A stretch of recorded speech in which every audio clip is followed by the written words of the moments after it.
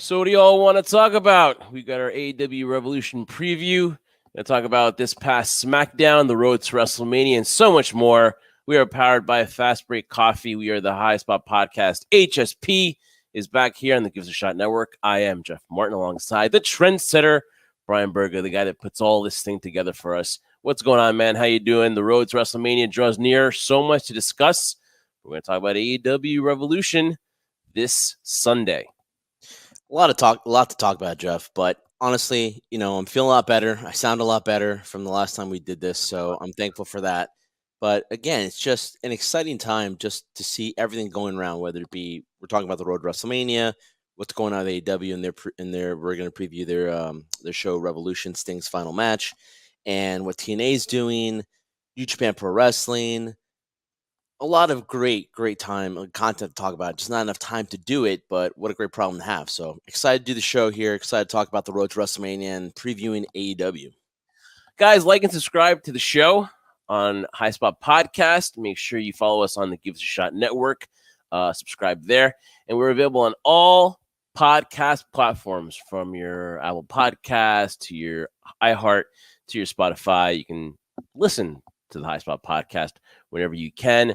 Guys, download, subscribe. We ask you because we are on the road to WrestleMania. We're covering everything. We're going to start off with AEW Revolution. And, of course, everything is surrounding Sting's final match, but there's other matches, of course, on this card. So let's get to it, man, because, again, we have a lot to get to. Let's start off first. Let's start it off with 0 Hour. We've got that matchup with the tag team matchup with Willow Nightingale and Chris Statlander teaming up against Julia Hart and Sky Blue. You know I love me some Sky Blue, Trendsetter. Obviously, Willow Nightingale and Chris Statlander now have aligned with Stokely Hathaway. Go figure, right? But it's a good opening matchup to get us ready before Revolution. So a tag, I think no one is hotter right now than Sky Blue and Julia Hart. So give me them for the win, Trendsetter, because you know I'm going to go with some Sky Blue. I would agree with you. Some Sky Blue right now. She's been trending, no pun intended, in popularity, and the push they're giving Julia Hart as well. Why wouldn't you go that route? So I see them winning this one. Will and Nightingale, Chris Statlander, good combination, but don't think them going to be victorious coming out on this one. All right, so there's supposedly there was a meat pack challenge or something, and guys like Miro and Keith Lee, of course, are injured or not there, and so it had to be reworked, refixed for some other time. So you got a matchup here, an 8-man all-star matchup here, where the winner will get a shot at the world title. Hence, there's no reason for the AEW rankings, but you've got guys like Jericho, Will Hobbs in the matchup. You've got Wardlow. You've got Magnus. That's mine in the gutter. You got Magnus. You've got. Hopefully, we'll see if Pentagon can, qualify on Collision. We'll see if that happens. It's either him, Martin, or Brian Keith. We'll see what happens there. But you have a star-studded one. Lance Archer's involved. So it's a lot of big dudes. I don't know how Chris Jericho falls into that category.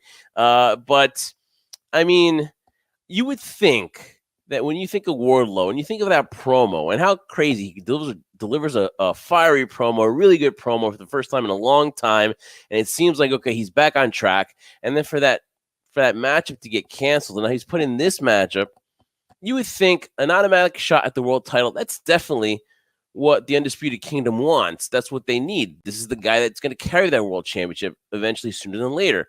So why not just put it on Wardlow now? I don't think there's any. I mean, Brian Cage is in it as well, but to me, it just would make so much sense for that a future world title opportunity go to the guy that, if you want to eventually push down the road, that be Wardlow. So I would say it would really make common sense, and that's something that me and you are trying to do in this world of professional wrestling nowadays.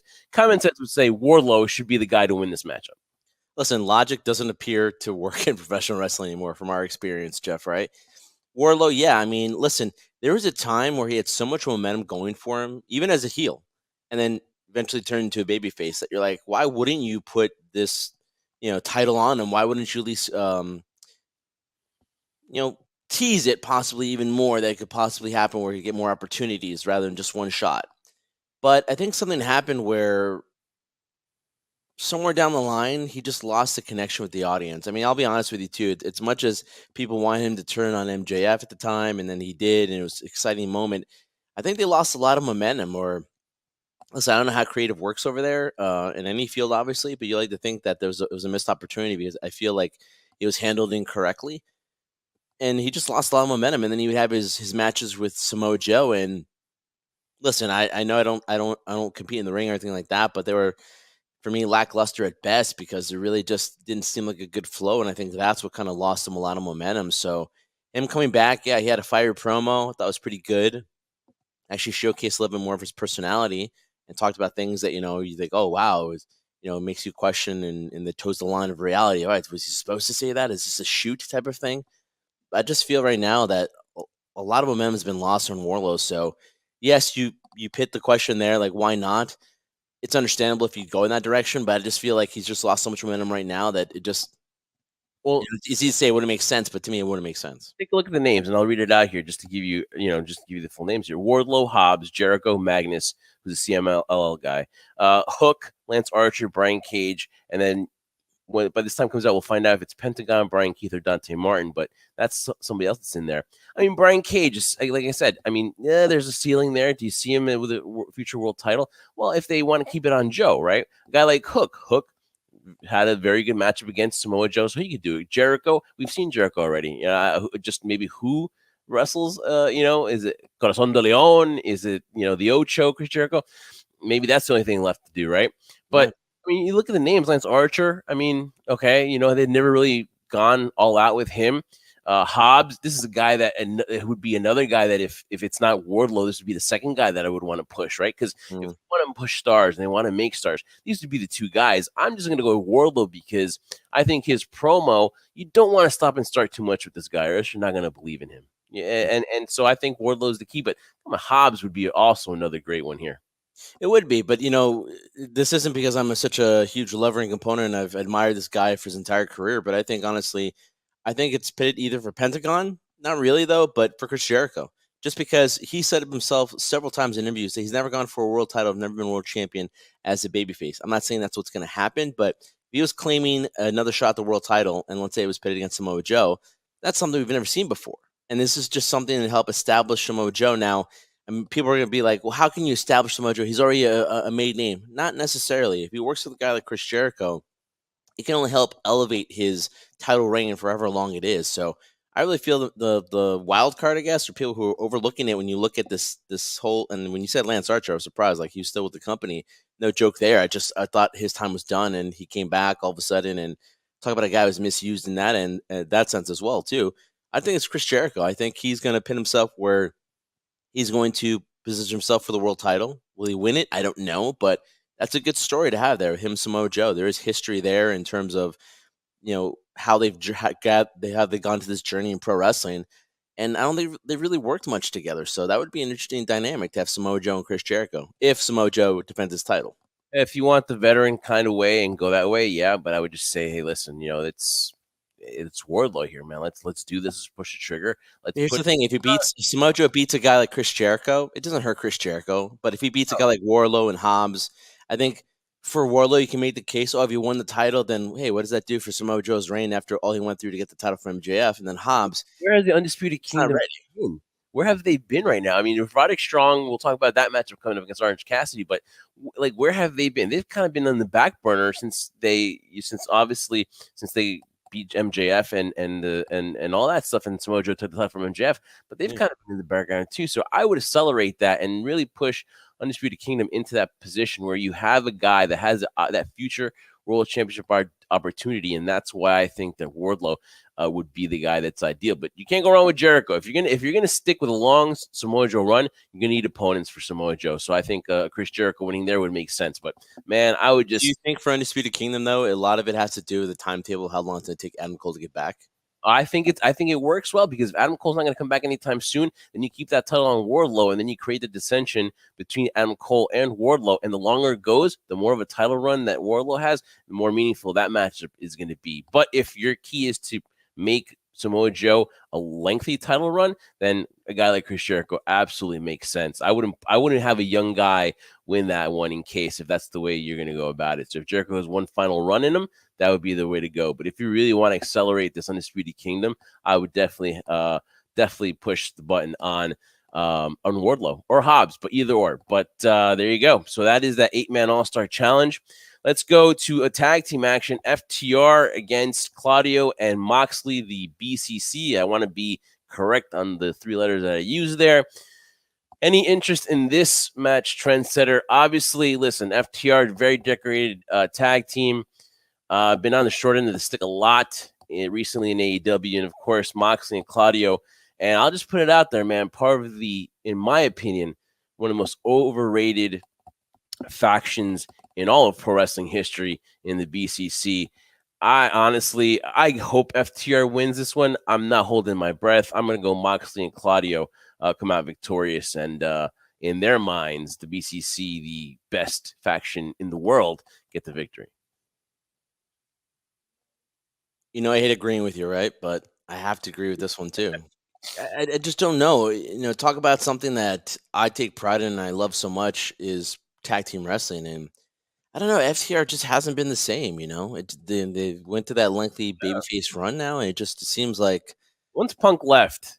Once Punk left, it kind of changed a little bit too. But also, it's fair to say too that when you saw all the titles they had, like they've kind of accomplished everything as a team now. So it's like, okay, does it benefit them for a win anymore? Not really. Does a loss hurt them? Not really. And what they're doing with Moxley and Claudio, I have no freaking idea. I have no idea. So if I were just to pit this on paper and who I think it makes sense to win, I'd say Moxley and Claudio right now, because if you're going to extend this rivalry, you don't want, FTR just to win it right away. And I'm sure there's going to be some shenanigans going on there too in terms of the victory and stuff like that. But if we're going to make this a lengthy run, I say Claudio and Moxley for the win. Yeah, I mean, that's kind of a no-brainer. I like to think that FTR kind of maybe gets restarted here, but I don't see that. The AEW International Championship is on the line. It's going to be Roderick Strong of the Undisputed Kingdom against the champion Orange Cassidy. Obviously, we talked about Orange Cassidy before, and whether you like him or not, he has been a fighting champion. He is very entertaining. He had an amazing 2023, and now the question is, like we were talking about before with Wardlow, are you going to pull the trigger and make the Undisputed Kingdom the faction in AEW? Matt Taven is good. Mike Bennett, also good, but you got to bring championships about titles to make this faction. I definitely see Roderick Strong bringing gold to this faction, to the Undisputed Kingdom, and I think that we're going to get a title change at Revolution. Evolution. It's the Evolution, right? Why not? This is where I disagree with you. I don't think it's going to happen. Everything you said when we talked about Wardlow and then this scenario here with Roderick Strong, I think there will be preview and teases to that, because I think that's what's going on here with Revolution. I don't think it's going to happen just yet, because if we have anybody win it, from how I would design it from a tag teams, from a faction standpoint, is I would want to win the tag team gold first, then an individual title, and then one of the main titles as you slowly build up the dominance of this faction. The reason why I say that is like, let's go to, and if people are going to hate me when I say this, let's look at the WWE side of it, right? You have the Bloodline. Usos won the tag team titles. Then individual title there. Let's look at Aren't they the Ring of Honor tag team champions? Or you not consider that? I consider that a title, but not in terms of AEW. You know what I mean? Yeah, that's true. I mean, the Judgment Day, they won the tag team titles first, and then you had individual victories from Damian Priest and stuff like that. I just think that's the way you want to build the dominance of a faction, and not win a major title first and then go for secondary titles. Tony's not going to go for AEW model, though. No, he doesn't. He's never gone through an AEW model, too. So I just don't think it's going to happen right away in Revolution. It'll be previews there of what's going to happen, because I think Roderick Strong or the United Kingdom, the Undisputed Kingdom, are not done yet. These factions are tongue twisters. They are, man, and you want to say them right in case you want to get in trouble. But I think it's a preview. I don't think Roderick Strong wins this one. I think it's going to be a good match. And I think right now I just feel like there's so much stock in Orange Cassidy as champion in terms of his lengthy reign as champion that I don't think they want to end it anytime soon right now. I'm going to ask you this, and straight up, this is my opinion. Mm-hmm. So Will Ospreay was a huge signing for AEW. Obviously, his first appearance as a member of the AEW roster this past Wednesday night on Dynamite. Obviously, there's no doubt about his in-ring ability and his promo work, whether you like it or not. I think it's above average. I think he can entertain us. I think he can cut a promo. But just the way he was brought in, would you have rather waited for him to make his official debut at Revolution, or did you want that interaction with, Kazuchika Takashita? Because Jim Cornette's got me all messed up here. So I want to give him the proper respect because he does deserve it. He is a very good talent. But would you have rather had Will Ospreay maybe just debut at the Revolution, or did you think it was necessary to do the Dynamite? And this is a match I'm looking forward to. Actually, these two guys it's going to be good. The Don Callis family. I don't know why you would purposely want your family to implode. Obviously, it's because they want Ospreay to be babyface. But what do you think of that scenario? Do you think they should have waited till Revolution? You can look at both sides, right? But for my opinion, yeah, I think they should have waited till Revolution to showcase him. Yeah. But I think from Tony or creative standpoint is you wanted him on a Dynamite because more people are looking at that to preview and look at the match. I guess, he doesn't, as much as it's a great signing, Jeff, I don't feel Will Ospreay has still that big enough a name for general audience fans to know. And if you're going to try to introduce him prior to that and people are going to watch Revolution and say, who is this guy? At least you had some form of introduction. Granted, you could do packages previews to do that, but I think that's kind of the reason why they want it. So I can understand why they did it. I don't agree with it. I feel that if you're going to have a huge signing like Will Ospreay and you're going to make it a monumental debut, why not do it in one of your biggest pay-per-views of the year, Revolution? Tailing the fact that's going to be Sting's last match. I'm like, why wouldn't you want to do that? But because the audience at Revolution are going to know who Will Ospreay is. They're going to go crazy for his music. They're going to go crazy for the match. But, I would have waited. But I understand why they did it, though. Again, too, and here's the thing, too, where, like, I love the matchup because I know these two guys, right? And obviously, a lot of respect to Takashita because he just has earned it. But for the common wrestling fan, the novice one that's going to watch this because they're going to watch Sting and they know Sting, but when they see these guys, is this going to be a great way to introduce Will Ospreay right off the bat? While yes, the wrestling fan is going to love the crap out of this matchup, should have they put him in with a higher profile guy, maybe with like a Moxley or something like that? Or do you think that this is again just Tony maybe kind of dropping the ball on having Ospreay's first matchup as the AEW roster on the AEW roster against Takashita?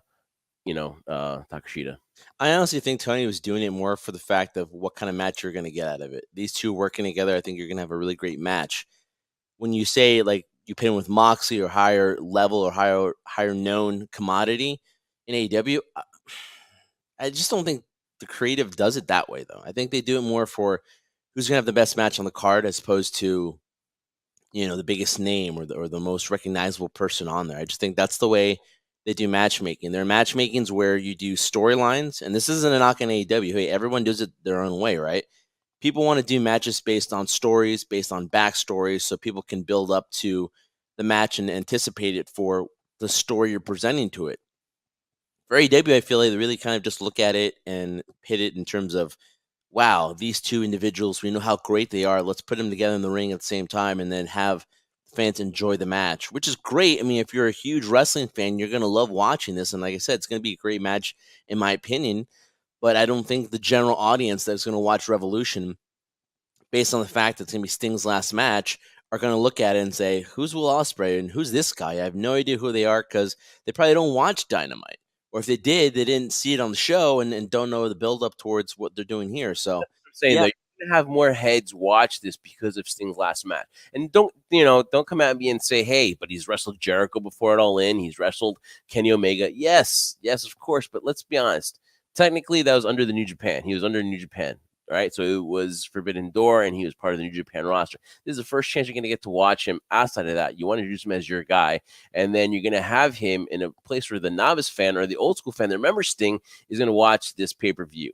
And so you want to make sure, okay, Will Ospreay, let me look at this guy. I would have maybe pulled it off against maybe a Moxley. Maybe the styles maybe would not have clicked. But even maybe like an Orange Cassidy rematch again. But like you said, this is more garnered to the wrestling fans going to buy this because they want to see Will Ospreay and they want to see a heck of a match. So I cannot blame you for that. Now, going into that though, Will Ospreay, we know that the sky's the limit for this guy. I just don't see him losing in his first matchup as part of the AEW roster. So I'm going to go Will Ospreay. Me too. I'm going to go Will Ospreay too. If they're going to be shenanigans, he's going to win by disqualification because, again, you're trying to protect Don Callis' family. So I see it that way. But Will Ospreay, one way or the other, is going to be victorious in this match, whether it be through clean pinfall or, because how much is it going to hurt Takahashi, right? If you do that. So, sorry. I know what you're doing. Mm-hmm. You just want to make sure you don't want to sound like corny and mess up his name. Exactly. That's what I did. I'm guilty of that. I'm sorry. But yeah, I think Will Ospreay comes out victorious in this match too. This could be one that steals the show, honestly. This is going to be a really good match. The way these two work. Totally. And you're going to see the eventual babyface push for Will Ospreay. All right. A matchup that honestly doesn't do it for me, and that is for the AEW Continental Crown Championship, the champion Eddie Kingston against Bryan Danielson. Obviously, a lot of people are going to love this matchup, but to me, it just doesn't do anything. Bryan Danielson, you're talking about heel face. I have no clue what he is. I know Eddie Kingston's a baby face from what I know, and I watch AEW as much as I can, but I know Eddie's the baby face. So what is Bryan Danielson? Like that shade of gray, or is one day he decides to be baby faced and he decides to take on a legend and then kick him in the nuts and then decides to take on all the different guys. I mean, I don't know what he is. So, I mean, this is to me, not my cup of tea. But at the end of the day, I think they're you're laughing. I know, because I can't wait to hear what you say. I don't want to talk about so much about this matchup, so I'm just going to say that Bryan Danielson beats Eddie Kingston, and I think that we're going to see now finally the BCC, the BCC. Hopefully that they come out and become a stronger faction too by winning a championship, bringing a title to that organization. You can call it an organization all you want. You just said it yourself. What is Bryan Danielson, right? What is he? Is he a face? Is he a heel? I tell you what Bryan Danielson is. He's a hypocrite. That's what he is. He's a hypocrite because he's the kind of guy that, how can I say this? I have 100% respect for his wrestling ability and what he's done in the ring, right? And what he can do in the ring. But this whole scenario of him being this, on camera comes off as looking like a scumbag. And from a lot of reports, it is kind of true. He loves busting balls in the back and stuff like that. So for me, hey, congratulations to Bryan Danielson because he's extending a career that most people thought was kind of over at this stage of his life, right? And obviously everything he had to deal with to compact those things. I'll have tremendous amount of respect for Bryan Danielson, but I think when it comes to his character standpoint, he's a complete hypocrite in everything he does. And listen, he has become to me the equivalent of what Big Show was in the WWE, where he just flip flops back and forth from face to baby heel, heel to face, all this stuff. It makes no sense. And this is kind of, I think, where the frustration lies a lot in. You can't hate him because he's Bryan Danielson or Daniel Bryan. Oh, I can hate him. Yeah, I can hate him because I think he's a hypocrite. I really do. I think he's a hypocrite in terms of how he now, whether it's part of the character or not, I have no idea. But how he likes to mess with people and then question their toughness and question their ability to perform in the ring. Listen, everyone has a different way and different style. And to me, it's like, hey, Bryan, it's great. You have a great style. Shut up and just do your style. Stop having to critique other people because nobody wants to hear your opinion. I mean, for a guy who went in saying that, I had no expectations and I didn't have any goals set in my mind, similar to like a Jay Lethal, right? He has a lot of opinions. And honestly, nobody wants to hear his opinions, especially me. So be a hypocrite, Bryan Danielson, and just shut up. And in this one, I think, honestly, I agree with you. I think Bryan Danielson's going to win because they're pitting this whole respect thing between Eddie. Similar to his rivalry with Claudio, too, like where he was like really upset and angry with Claudio. This whole respect factor, and Bryan Danielson, this defiant guy of slapping people and spitting people's faces, it's going to get there. And I think, I think they're going to make it out as Bryan Danielson's going to win and then build that road for Eddie Kingston to get that one final one for the rubber match. So I think this isn't the end of it, but Bryan Danielson comes out victorious. Hey, listen, I want to tell you, I want to give you props for what you did. You were able to drown out me wanting to interject in your opinion, and you were able to just drown me out. You did not let me. I Yeah. mean, that's freaking radio 101 there. You're able to keep. I wanted to say that Brian Danielson will be the first one to tell you how much he loves Brian Danielson. Oh yeah. Oh my God, go to the press conferences and listen to him. Listen and kiss his ass, and he loves it. He He loves loves it. He too. loves to be told how much of a genius he is. He loves to be told how much he loves his. They love his matches. He loves it. He Yeah. loves. Who wouldn't want their ass kissed? But obviously, Brian Danielson is up there. So yeah. So there you go. My matchup that I do want to watch because of one man, because of Christian Cage. Christian Cage at TNT Championship. I wish he was my dad. And literally, Christian Cage and Wow. Garcia for the TNT Championship at Revolution. I don't know, Trendsetter. I think I smell shenanigans. I think that the way that they're on board this Daniel Garcia hype train, which I gotta say, I love his dances, but anything else impressed me? Not so much. Boring on the mic. I fall asleep when he talks. And you know what they're gonna do? They're gonna give him the championship. They're gonna have Adam Copeland come out and cost Christian Cage the TNT championship, and they're gonna put the strap on that guy. So I'm gonna say Daniel Garcia wins, and I think that's the first upset, which it shouldn't. We should get more Christian Cage, but I think they're gonna do it. I think they're gonna screw Christian Cage, and they're gonna put the strap on that guy. Mm, mm, mm, mm, mm. I can't do it. I don't have the hip movement for it, even though I'm Latino, right? I'm getting too up there in age. But no, I don't. I see your point. I mean, listen, Am I too harsh the on Garcia?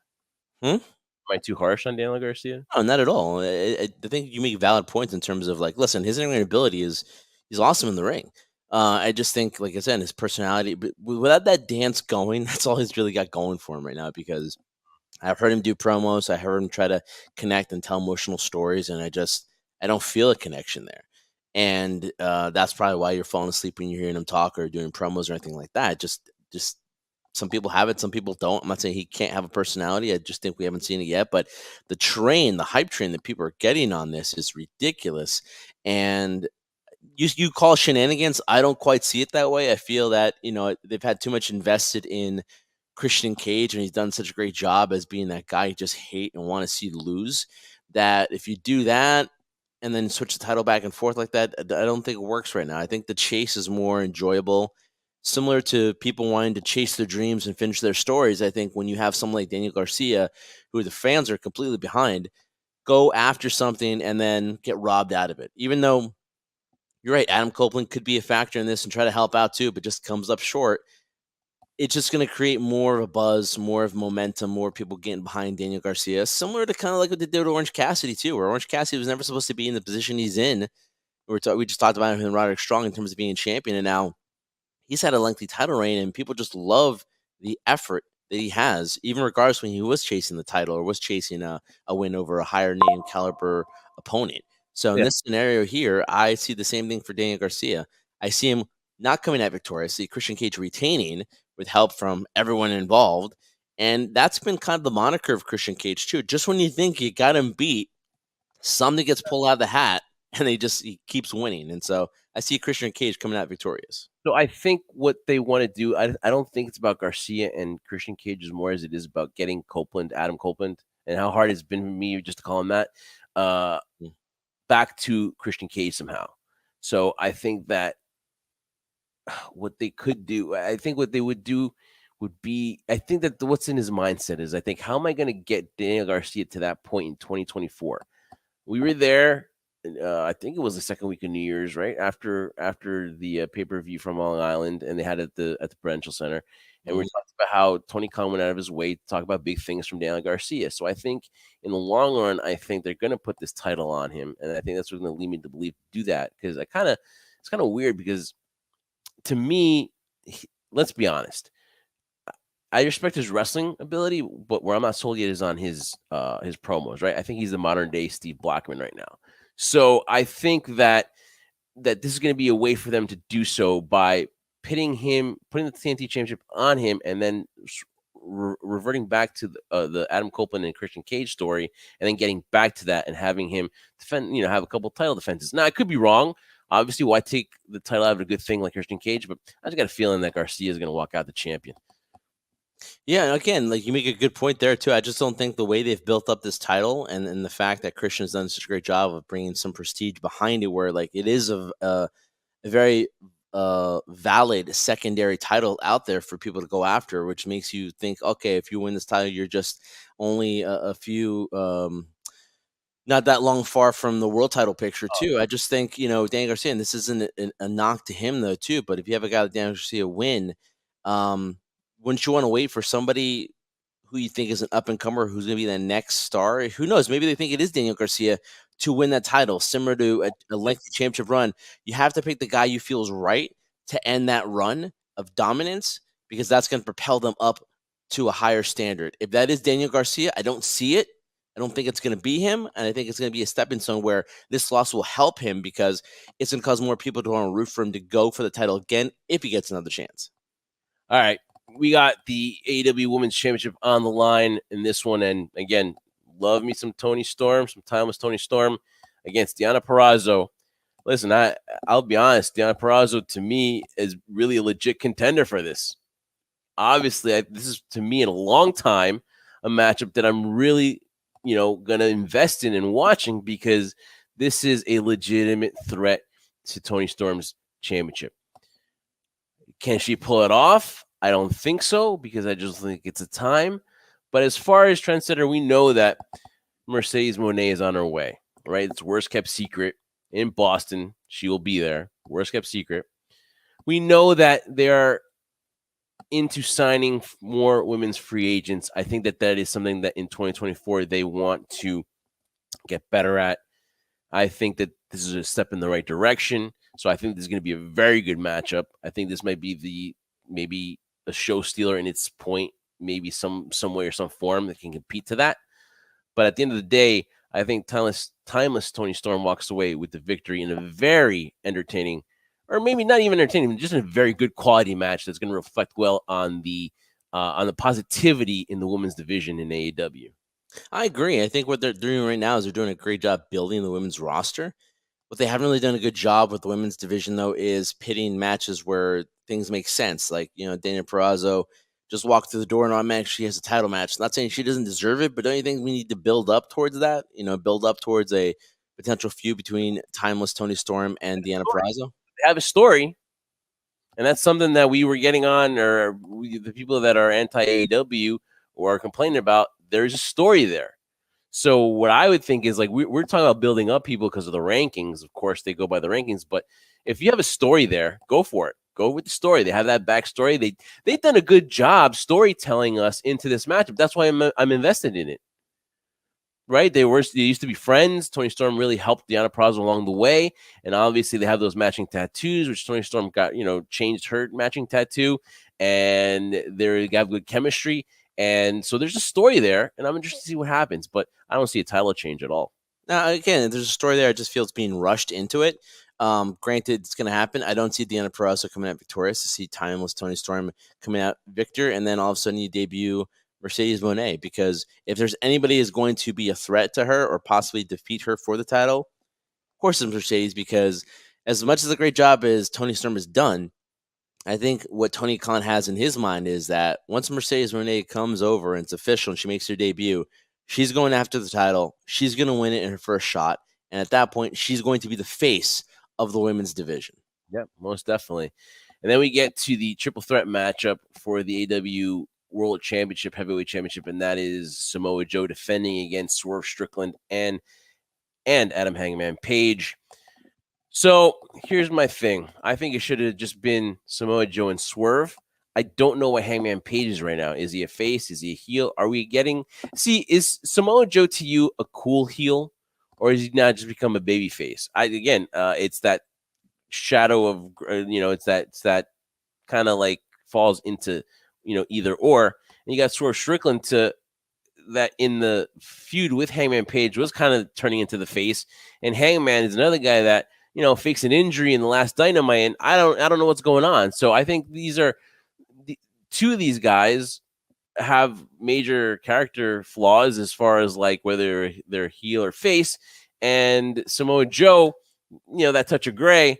So what do they want to do? Do they want to really impede Swerve Strickland's run here to that top echelon guy or the guy by giving Samoa Joe the win here? I think they're going to go and give it to Samoa Joe. I think he's going to come out victorious here, and who knows where this is going afterwards. But if you're asking me now, right, Trendsetter, don't you think there's a problem here with the characters? Like, I don't know who, like who's the bad guy. They're all cool bad guys, I guess. They're all cool heels. So, but I'm going to go Samoa Joe. I think honestly now in AEW, it's not about heels or baby faces anymore. I think it's everything's shaded gray, which is in life in general too, and how we're viewing pro wrestling. Like, we love to root for the bad guys. The bad guys are cool. The baby faces we want to boo because we don't like them. They're too cookie cutter, whatever you want to say, right? I think in AEW, in the world of AEW, I think that's more true in every sense. It's not about who's a good guy, a bad guy, or anything like that. It's about who do you like the most, and that's it. But again, with those same what I just said, the respects to that is that you look at Samoa Joe and everything he did to betray MJF, to beat him down, to be this destructive heel, and now you have him face two individuals, which one side's rooting for Swerve Strickland, the other side doesn't really know how to feel about Adam Hangman Page. I agree in terms of I don't think Samoa Joe is going to lose this, but he's kind of pitted in the picture where he's the babyface. You kind of want him to win because as much as people root for Swerve Strickland, and I'm going to say this in all due respect, I don't think it's going to happen for him right now. I think he still needs, and again, this is where it's confusing for me too, and this is a common thread that Jeff and I are going to have when we talk about AEW to a certain extent when we start breaking down these shows, is that with Swerve and Adam Hangman Page, it's not over yet between the two of them. It doesn't feel like it's over yet. But when you look at the record here, Swerve has dominated, despite the matches and what happened and things like that, or what was done in the matches. Swerve has beaten him every single time. And so there isn't a scenario where it's a rubber match or, 1-1-2 and the other 1-1-1 and going. I think they still need to finish that rivalry between the two of them before either one of them can move on.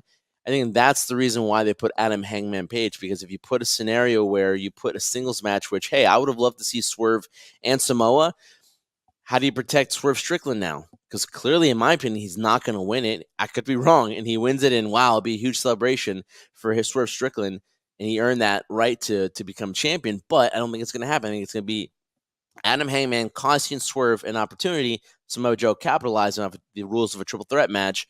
And I used to be fans of triple threat matches, not so much anymore. But in this scenario, in this case, I guess that's the way you do to continue Samoa Joe's title reign, but also finish this whole rivalry that's still not over between Adam Hangman Page and Swerve Strickland.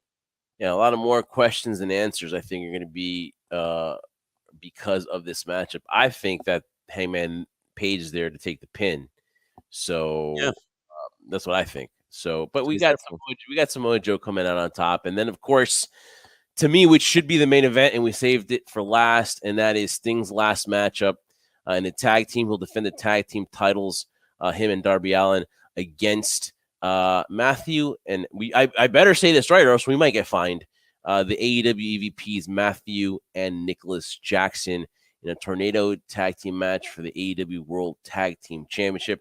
We talked about this before. This is why everyone's going to be in Greensboro, flocking to see Sting in his final matchup. So growing up, I've always been a WWE guy. So we've always had that little attachment to the Hogans, the Warriors, and we learned about guys like Ric Flair, guys like Sting. I was always the kid that wanted Sting to come to WWE, but he was loyal. He was a good soldier with WCW, stuck in there. And then when he could have gone after that, he went to TNA. And then after TNA, then I guess the logical sense was Sting go to WWE. But when he went there, I would say, man, it was leaning towards A from his debut at the Survivor Series. And then it went down to maybe a C at the end of it. And then part of it also, too, was the Seth Rollins, causing him that injury, that neck injury where he thought he wouldn't be able to go. And maybe that was the reason why we never got Sting and Undertaker. I think we were robbed as fans. Thank you, Vince, on your way out. That's probably. He's done horrible stuff, but as far as the wrestling aspect, that's probably one of his biggest crimes in not giving us Undertaker and Sting. So at the end of the day, yes, I congratulate the man Steve Borden on his tremendous and longevity. That should be admired, right? But I just was not a Sting guy, and that was not because I'm not a fan of him, just because I was a WWE guy. But give him his props, give him his flowers. The man was able to come back from that neck injury and continue to wrestle and just defy the age, the limits of age, because the stuff that he was doing, no man in his 60s, not to mention his 50s or 40s, should be doing. And it all culminate this Sunday at Revolution. Give your props to Sting. And the question is, Trendsetter, for your last match, do you walk out with the victory, or do you do that? Because we're old school guys. Do you do the honors and pay it forward to the Young Bucks? That's the main question. All right. So before I answer that question real quick, and we'll go on a long tangent here, I promise, that when I remember first seeing Sting, I was in awe.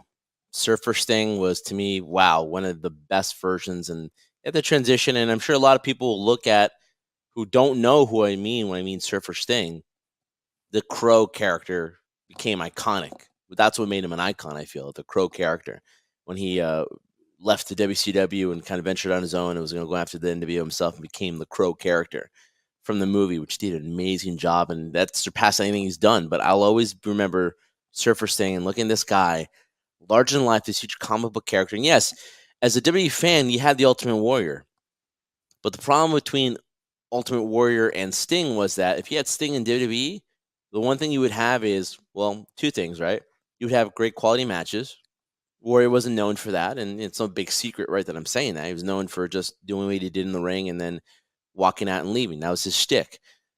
And you would have longevity. Sting would have been there. There would have been this issue with what happened with Warrior. And my God, imagine the matches that Sting could have had in WWE against guys like Bret Hart, Shawn Michaels, Randy Savage. I know we saw some of those in WCW, but again, the list goes on and on in terms of longevity of his career to where he is now. I don't necessarily agree in terms of his career in WWE. I think it happened 10 years too late. So I agree that, it should have happened originally. But again, Steve's own insecurities prevent that from happening because he didn't want to have the name he had built up be tarnished, because at that time they were just destroying all WCW guys. And, the comment that The Rock made one time to Booker T really affected Steve or Sting to want to come to the WWE. I can understand that. But then after that was over, he still had an opportunity. So I wouldn't call necessarily his run into be a failure. It was more of an incomplete. And the reason why I mean by that is that I have a strong belief. It's never been confirmed by anybody, but for some people have talked about it. I think his match with Seth Rollins, it was pitted that Seth was going to lose to Sting, and we're going to see Sting for the first time ever win the WWE Championship. I think it was pitted for that story, but then the injury caused them to kind of change it on the fly, and then had Seth retain the title, and then that was it. The WWE was not going to take any more risk on Sting getting back into the ring, although he could theoretically still go.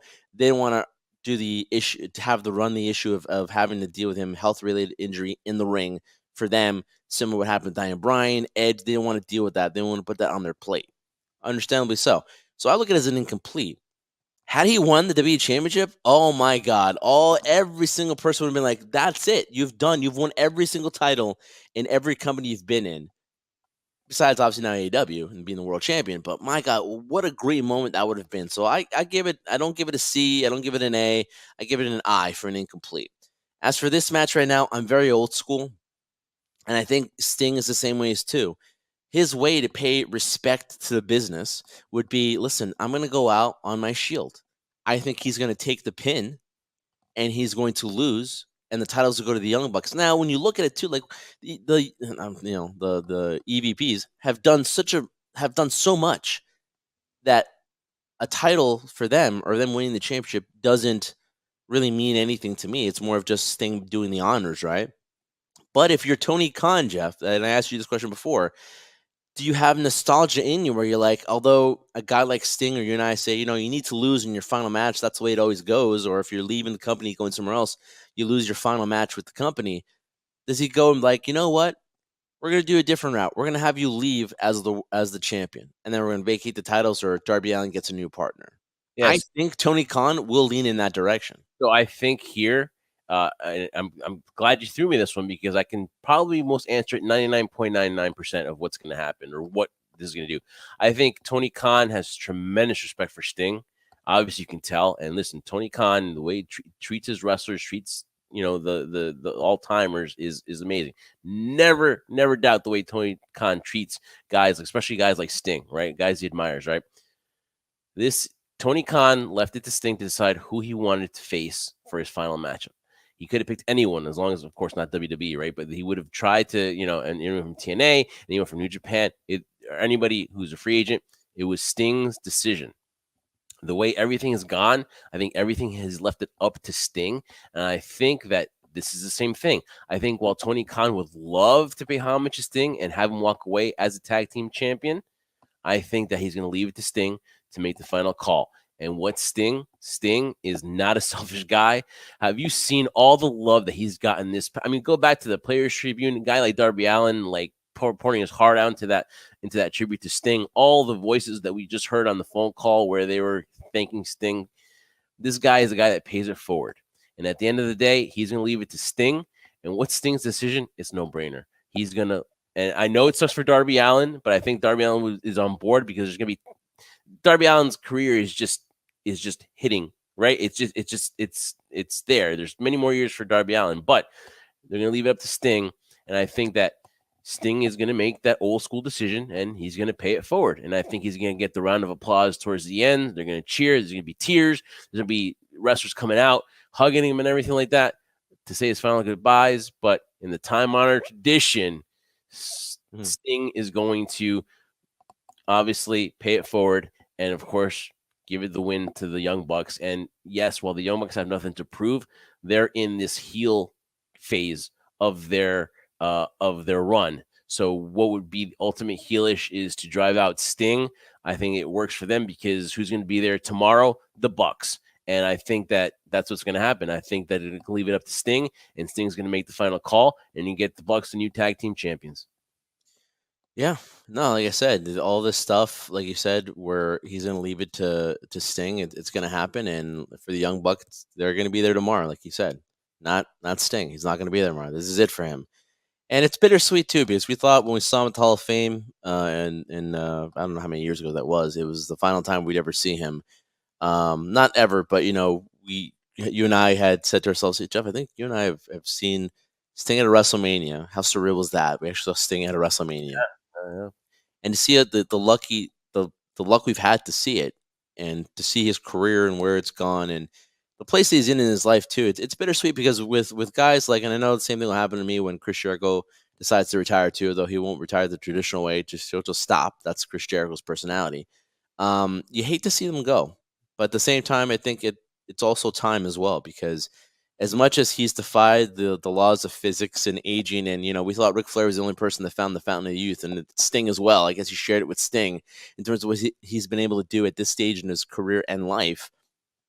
You just want to see him go off in the sunset. As bittersweet as it is, I'll always look at Sting and be like, man, just that one more run, or what could have been in WWE, but he was able to have peace with it in AEW. And AEW, obviously, Tony Khan loves him. Are able to give him that. Congratulations to him. I wish him nothing but the best. What an amazing, amazing career that will never be forgotten. I know he's a Hall of Famer, but he's somebody whose legacy and will, it's always defined by the people you work with and defined by the people that carry it. But I think his legacy will never be forgotten. Sting is one of the amazing talents in this industry that I've had the privilege of watching in the late stages of his career, but always been amazed with what he's done. Yeah, I think you were talking about Silver Sting before. I think that's my favorite Sting too. Yeah. I just love. I remember too, like he would face Big Van Vader, God rest his soul, and that's how I became. Those matches were scary to me. I was scared in those matches. The way they portrayed Van Vader, probably the scariest thing besides the Undertaker at that time, right? Who just starting to emerge as this this crazy larger than life figure, and you see Vader on the other side with that mask and that headpiece that would come into the ring. Freaking scary. And I'm like, yo, this dude is really gonna take on this guy, right? So that's when I was thinking thinking like, she's so brave. He's so, and and just to think that where we are at in our age and think that still is still going, and he's going to culminate makes us feel old, right? Makes us feel like, oh man. So, if anything, man, I just hope he gets through it amazing, and I just think that well deserved. There's nothing to hold back now. It's his final match, so if he's gonna go all out, he better do it. End it on his way. I think when you don't end it your way, you kind of feel like, no, I have to end it my way. And WWE didn't give him that option. They kind of were like, listen, take the Hall of Fame, have your moment in the sun there in Texas, get your flowers there. But part of Sting was like, no, I can still do this, man. I can, once I'm medically cleared and they gave me the okay. Obviously, he was gonna end it on his terms. And what a run! I think that you could say. I think the one word you can mention here in this run with AEW out of anything was fun, because he gave a lot of fun moments. Had a lot of fun, definitely. AEW, so definitely Stinger. On behalf of the HSP podcast, we want to wish you nothing but the best in retirement. Hopefully you still stick around, man. Hopefully we still see you. But in whatever you do in the future, man, much respect here from HSP and everyone here on the Give Us a Shot Network. All right, Trendsetter. So Tony Khan had an interesting thing to talk about as far as AEW in 2025. So he thinks that in 2025 is going to be the year where they're going to be a viable, not even just the alternative, but they're actually going to be competition. They're actually going to be on or somewhere close, because right now it's not close. The way WWE has kind of like gone ahead in this past year with the whole bloodline storyline and everything else, and just in media and everything, they're not even close right now. But by 2025, Tony Khan believes that AEW can not only just be that alternative, but can be on that WWE level to the point where like it's seriously competition. Do you take them seriously? Do you take it as tongue in cheek? Or you say to somebody that's campaigning here to get a TV deal, or do you think it's something that believes? I gotta think it's something that he believes, but other people are shaking their head and saying, "Really, Tony? Really?" I mean, hey, listen, it garners attention, right? It garners people talking about it. When whether it be good publicity or bad publicity, it's still something, right? And so for Tony, I feel he's an individual that really believes in what he says. He believes in his convictions, as some might take it as delusional in a sense, in terms of the things he says and how he pits them and how he does it. And again, it's no secret. We've seen the attendance happen. We've heard comments that talent are a little frustrated because they feel like things aren't changing for the better. There needs to be some change in here, and Tony thinks everything is fine, right? But in terms of that, I believe that he believes what he says. I honestly say, and this is with all due respect, that you're living in a fantasy world if you think that's true. In the span of 1 year, to turn everything around. First of all, for an individual who doesn't believe that it's gone down since its first debut and it's not the same right now, to believe everything is fine, that's one thing. That's not a good sign. And then for you to go out there and say that in 2025, in a year, you're going to be on the same level, if you're going to be competition, or if not at the same level as WWE, who's done this for a really long time.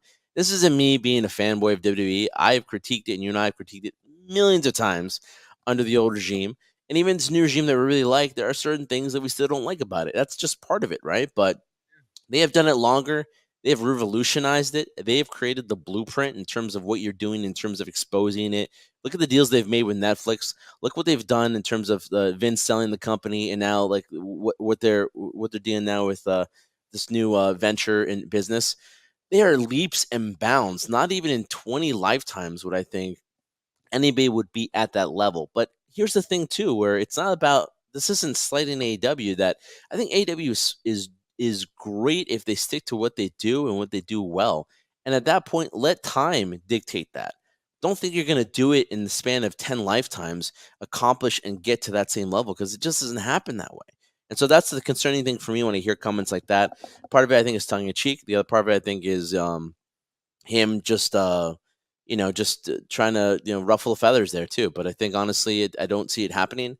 And I think if Tony makes that comment, he should really, or the talent should really be concerned, because that's not something that you would make. But again, I'm not going to question somebody's belief. If they want to believe that, great. But I don't see it happening in 2025. And again, too, we want both companies to succeed, right? Because it's not about wanting someone to go out of business. It's not in the 90s. There's no war. But I think honestly, though, for 2025, I think he's really banking on Okada, Ospreay, and Monet to turn things around. I just don't think that signing wrestlers or signing talent all the time is going to do it. You have to start building those people that you have already.